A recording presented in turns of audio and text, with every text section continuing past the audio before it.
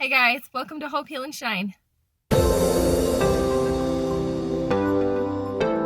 Today I am continuing my study of Come Follow Me. Hanging out in my car because my kids are sleeping. I don't want to wake them up. But today's lesson is Alma 8 through 12 in the Book of Mormon.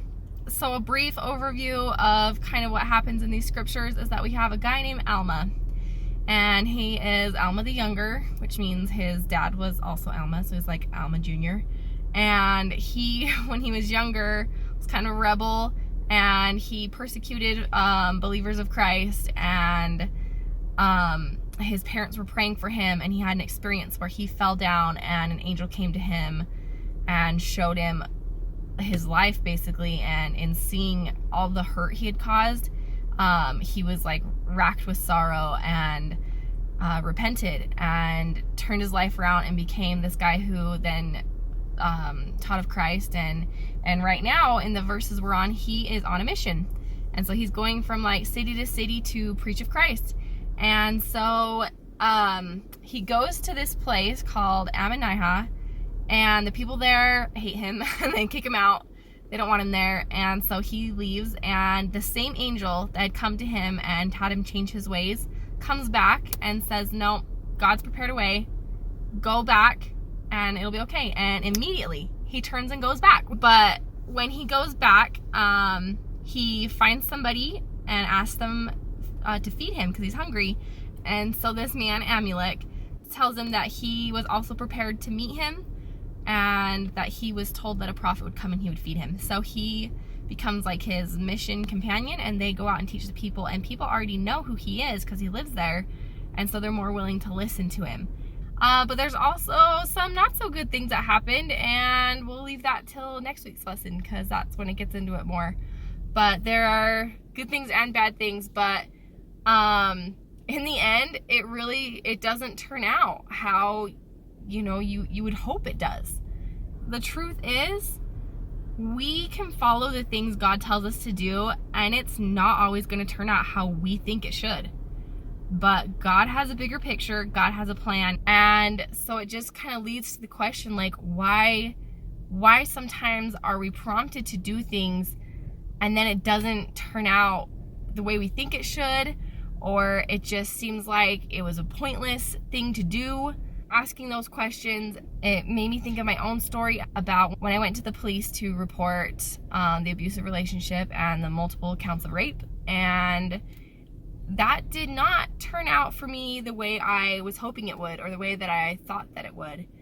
And so looking at these stories, I feel like we can really apply them to situations in our own life, and we can learn from what happens to other people and see how they handle the bad things and see how God blesses them in their life.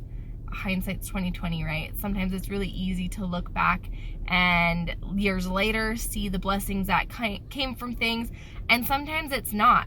Sometimes we still have no idea. I can't say I fully know all the reasons I was supposed to go to the police, but I do know a few of them. I think for me, some of the major blessings from reporting my story to the police, even though nothing legally ever came from it, is that, first of all, I feel like it really separated me from that group of friends I had just left behind. That in going to the police, I was really drawing a clear line in the sand. Up until that point, I was still getting frequent messages from my old friends and from my abuser, basically inviting me to be part of that group again. And it was tempting. It was tempting because that was my group of friends. That was like my family. When you're away at college and you have such a tight-knit group of friends, that's like your family. And so these people were constantly trying to get me and him back together. They wanted the whole group to be back together again. They wanted it to be like old times, good times again. And yet it was not good times for me, because the whole time we were a group, I had this dark secret of like self-loathing and abuse that I was hiding. And so going back to that was just not an option for me. And yet, with the constant text messages and invitations, it was like hard to feel left out at the same time. And part of me wanted to go back and be friends. I remember a lot of times thinking, oh, I should just forgive my abuser. I should just be his friend. I can just do that. I can just be friends. That's fine. Like, what? No, I feel like over a year of trying to do that proved to me that that's not possible. This is not a safe person to be friends with. And honestly, the friends I had at that time, they're not bad people, and I'm actually really grateful for the friendship that we had. But after going to the police, and it drew that line in the sand, and it was like, okay, guys, there is no going back. There's no going back to how things used to be. You are on my side or you are on his side. And everyone chose his side. And that was really hard for me. It was really hard. And I knew going in that was what was going to happen. I knew going in. And so it felt like a huge sacrifice to me at the time, because like I said, those people were like family to me. They were my best friends in the whole world. And I made the decision that doing this to protect other people and to do what I felt was just right, that was more important than anything else. To follow what God wanted me to do, that was more important. I guess in my mind, it was only worth going to the police if I knew he was hurting other people. Let me just say this now, because I didn't understand this then. You are enough of a reason for justice. It doesn't matter if you were the only person this person's ever hurt, you are enough of a reason for justice, right? You being hurt by someone is enough of a reason. It doesn't matter if they've never hurt anybody else, right? That doesn't matter. You are enough of a reason. But back then, it was hard for me to see my value enough to believe that. But I did believe, if I'm helping other people not be hurt by him, then it's worth doing this. So that was my reasoning then, because again, I was like barely healed from being broken as badly as I was. You can watch last week's video. Goodness, I was broken, fellas. The second major blessing I feel like came from reporting my story was for me. It was the first time really that I had used my voice to speak out against this injustice, this terrible thing that had been done to me, that I didn't let the fear and didn't let my abuser intimidate me into silence for the first time.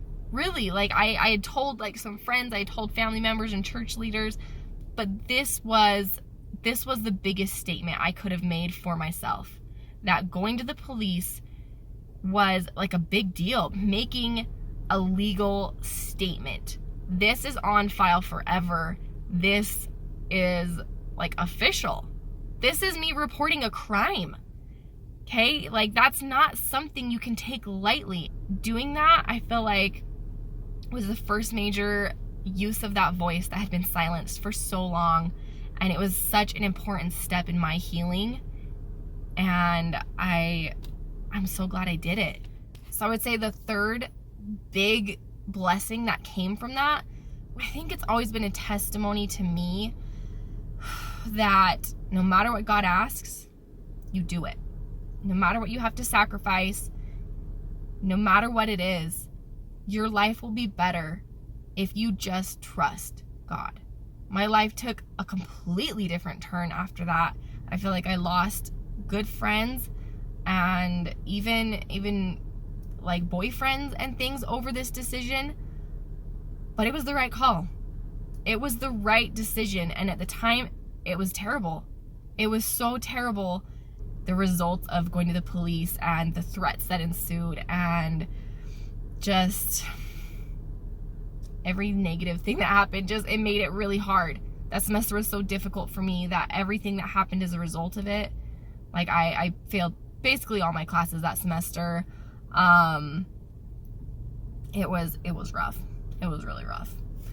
Yeah, I mean, making that decision is one I have never regretted and will never regret, because I knew it was what God wanted me to do.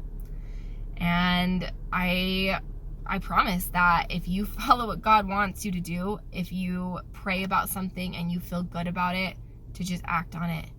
If you feel a prompting from God, which oftentimes looks like just a thought repeatedly coming to your mind or a good feeling about something, that if you act on that you'll be blessed. Even if you can't see the results immediately, just trust that obeying what God wants you to do, He will bless you. He sees your efforts and He knows you're trying. He will bless you for that. And He will trust you with more revelation and with more promptings and with more help and guidance because you chose to act on it. Because you chose bravery over fear and you chose faith, even at the point of sacrificing so much. I think the process of reporting crimes like this is important. I think that it is a major step in healing, and one that I'm really glad I took, because I think had I not done it, I would have always wondered what would have happened, and at least now I know. I mean, it wasn't a great outcome, but for me, you can, like I've already explained the blessings that have come from it for me, and I think that, that's not unique. I think God will bless you in small ways. Look for those, remember them. Remember to write down the small ways that you see God's hand in your life. Remember those things, because it would be so easy for me to look at that experience and say, well, that was a gigantic waste and I'm never trusting God again, because it didn't result in anything legally happening, right?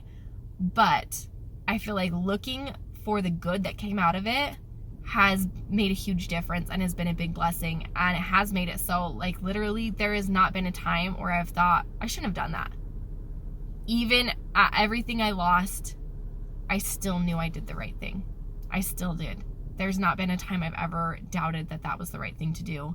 It really showed me who I was as a person, going from being this broken girl to feeling empowered that I could go and tell my story, that I could experience miracles with that, was incredible to me. And I think showing myself I had the courage to do that, in spite everything I might lose, that really,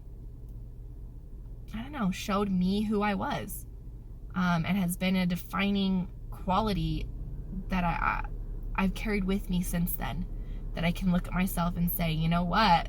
You're a person who isn't afraid to do what's right. You're a person who is brave enough to do what needs to be done. So, I encourage you to, whatever it looks like in your life, choose that bravery, choose to follow the promptings of God, choose that over fear, and everything will work out okay. Thank you guys so much for watching. Thank you for your support and kindness. Love you. See you again soon. Bye.